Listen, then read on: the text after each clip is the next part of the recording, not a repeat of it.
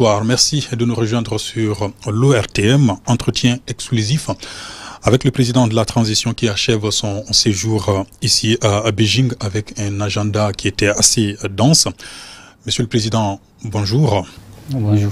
Merci d'avoir accepté cet entretien que nous réalisons, je le disais, depuis à Beijing. Vous avez été reçu dès votre arrivée par votre homologue Xi Jinping. Que peut-on retenir de votre rencontre? Merci. Tout d'abord, nous avons répondu à l'invitation du président Xi Jinping pour participer au 9e forum du sommet Chine-Afrique, qui est une grande rencontre de partenariat entre la Chine et ses partenaires africains. Donc, en marge de ce sommet, on a été reçu par le président Xi Jinping pour faire le point de notre coopération. La Chine et le Mali entretiennent des relations de fraternité, des relations qui sont vieilles plus de 60 ans. Et ces relations ne cessent de se renforcer davantage. Et ces relations portent, entre autres, au niveau de la défense et la sécurité, au niveau de l'éducation, au niveau de l'agriculture, au niveau du secteur énergétique, donc pratiquement tous les domaines intéressant la vie de nos populations. Donc nous avons fait le point de cette coopération, mais aussi sur demande du président Xi Jinping, il a été décidé d'élever le niveau de notre partenariat à un partenariat stratégique. Et cela a tout son sens.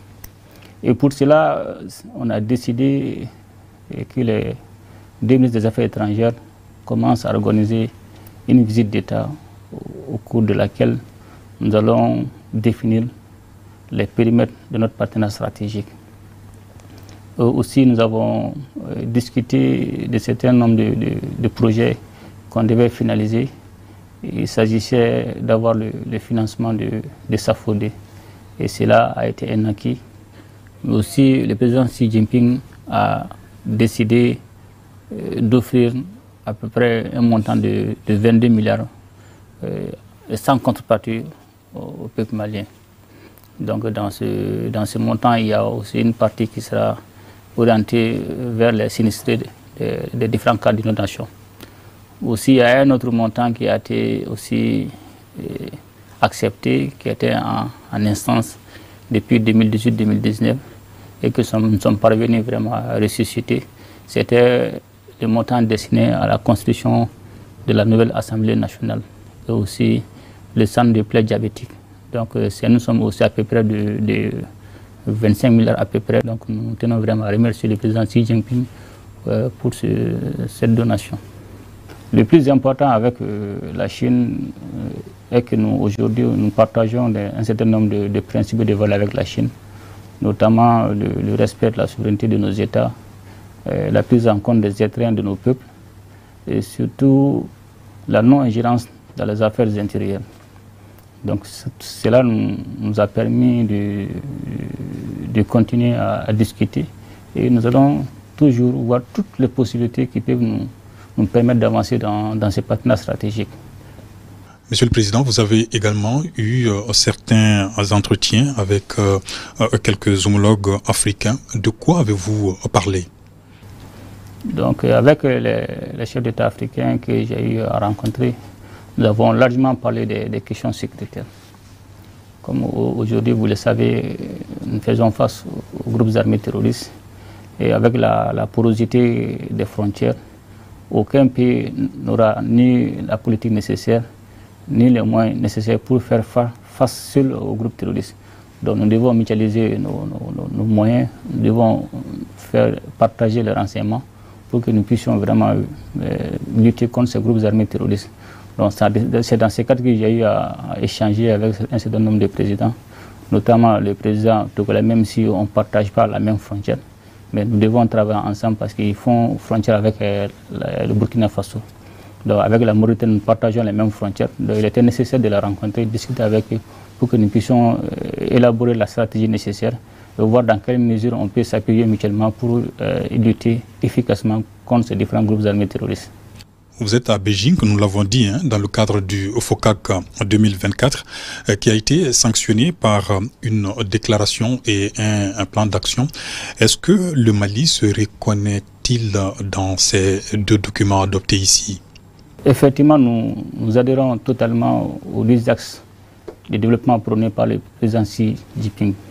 Et ces 10 axes de développement concernent pratiquement tous les secteurs qu'on a eu à évoquer, notamment le secteur de la santé, le secteur de la sécurité, le secteur de l'éducation, le secteur de l'agriculture, le secteur de l'énergie, le secteur aussi de l'environnement, du climat. Donc tous ces différents secteurs font partie de ces 10 axes. Donc nous adhérons totalement au plan d'action de ces 10 axes.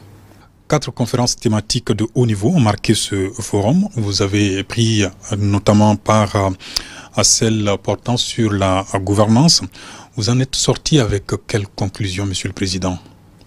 Avec cette thématique concernant la gouvernance, la Chine et l'Afrique ont pris conscience de leur rôle et surtout de leur poids dans le cadre de la gouvernance mondiale. Comme vous le savez, la population africaine et la population chinoise font les 1/3 de la population mondiale. Donc aucune politique de développement, surtout en matière de gouvernance, ne peut se faire en dehors de ces deux. Donc raison pour laquelle on a décidé avec la Chine effectivement de travailler pour une meilleure gouvernance mondiale. Et cette gouvernance ne peut pas être seulement léguée à certains pays qui prétendent avoir le privilège de promouvoir la bonne gouvernance. Donc, au cours de cette réunion, il s'agissait de donner et recevoir. Effectivement, nous aussi, on avait certaines bonnes pratiques, on échangeait avec les Chinois, donc on donnait et puis on recevait. Donc, c'était un échange d'expérience au cours de laquelle on a discuté. Mais le plus important aujourd'hui est que l'Afrique, la Chine et puis l'Afrique ont pris conscience de leur rôle à jouer dans le cadre de la gouvernance mondiale. Vous êtes également président de la Confédération des États du Sahel. Il en a été question ici au cours de vos entretiens? Exactement. D'abord, depuis la création de la Confédération des États du Sahel, le 6 juillet dernier, j'ai eu le privilège d'envoyer une lettre d'information à tous nos partenaires stratégiques, y compris la Chine. Donc, au cours de notre audience avec le président Xi Jinping, on a parlé de la création de la Confédération des États du Sahel. Et aussi, nous avons demandé son soutien politique et de nous aider dans le cadre de la sécurisation de nos différentes frontières. Et je pense qu'il a été très ouvert et il est disposé à nous aider en fonction de nos demandes. Aussi, j'ai rencontré les différents premiers ministres de la Confédération. C'était pour les rassurer et aussi les donner des orientations par rapport à notre position, qui est de toujours de prôner la vérité en fonction de nos réalités, en fonction de nos besoins. Donc on a des capacités aujourd'hui, les 3 pays, des ressources stratégiques. Et quand vous prenez le Niger a l'uranium, le pétrole, l'or. Le Mali a l'or, le lithium, le fer, le manganèse. Le Burkina aussi a l'or, beaucoup de ressources stratégiques. Je pense qu'aujourd'hui, quand nous allons parvenir à mutualiser toutes ces ressources stratégiques, je pense que nous pouvons promouvoir le développement que nous voudrions pour le bien-être de nos populations. Dans votre agenda figurait en bonne place une série de visites de certaines entreprises chinoises. En quoi c'était important pour vous de vous rendre dans ces différentes sociétés? Pour moi, la visite de ces différentes sociétés, il y avait 2 objectifs majeurs. Et primo, d'abord, on a des contrats avec toutes ces entreprises. On a des contrats avec eux. Il s'agissait non seulement de finaliser certains contrats qui sont en cours d'exécution, aussi de pouvoir renforcer ou valider un certain nombre de contrats qu'on a eu à signer.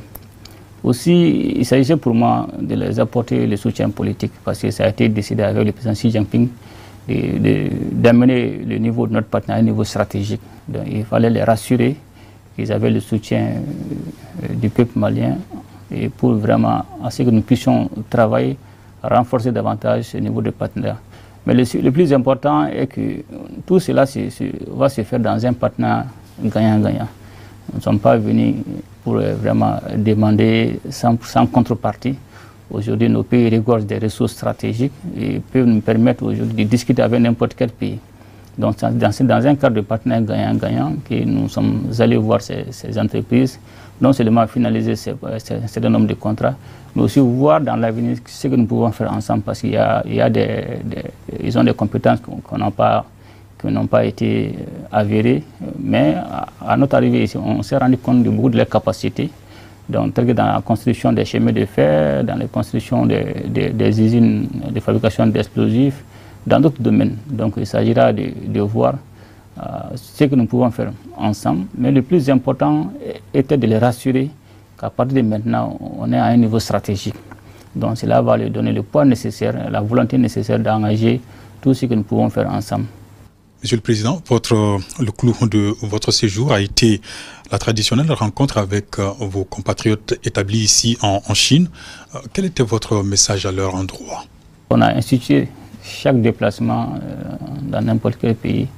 Le minimum, c'est de rencontrer nos populations, de les saluer, saluer leur engagement par rapport à tout ce qu'ils ont fait pour la transition. Aussi saluer leur détermination, parce que ce sont nos concitoyens qui contribuent effectivement au développement de notre pays. Donc le minimum pour moi, c'est de les rencontrer, de les saluer, aussi de leur donner la nouvelle du pays pour les rassurer que nous sommes dans le bon chemin. Donc au cours de cette rencontre, je les ai expliqué tout ce qu'on a eu à échanger comme science de travail avec la partie chinoise. Aussi de donner des conseils de respecter la loi du pays de résidence, et cela va nous permettre de les défendre dans beaucoup de leurs demandes.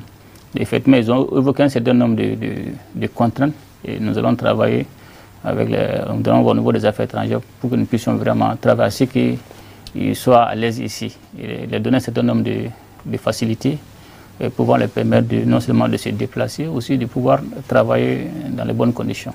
Et au terme de cette visite ici en Chine, vous rentrez à Bamako avec quel sentiment? Je suis satisfait de cette visite, parce que non seulement ça a été décidé d'élever le niveau de notre niveau stratégique, ça a tout son sens et tout partir de là. C'est comme si nous venons de commencer la coopération, parce que ça sera une coopération de franchise, une coopération de gagnant-gagnant. Et tous les problèmes qui ont été évoqués par nos compatriotes ici, et tout ce que nous voulons faire dans l'avenir, je pense qu'à partir de cette visite, nous allons relancer tout ceci. Et il s'agira surtout au cours de la visite d'État de cibler des secteurs sensibles, des secteurs qui vont vraiment nous permettre encore de renforcer davantage l'épanouissement de nos populations. Tous ces projets, les projets structurants qui peuvent non seulement promouvoir le développement du Mali, mais aussi assurer l'épanouissement du bien-être de nos populations. Merci, Monsieur le Président, d'avoir répondu à nos différentes questions. Merci également à vous, chers téléspectateurs. Très bon moment de télévision en notre compagnie. Bonsoir.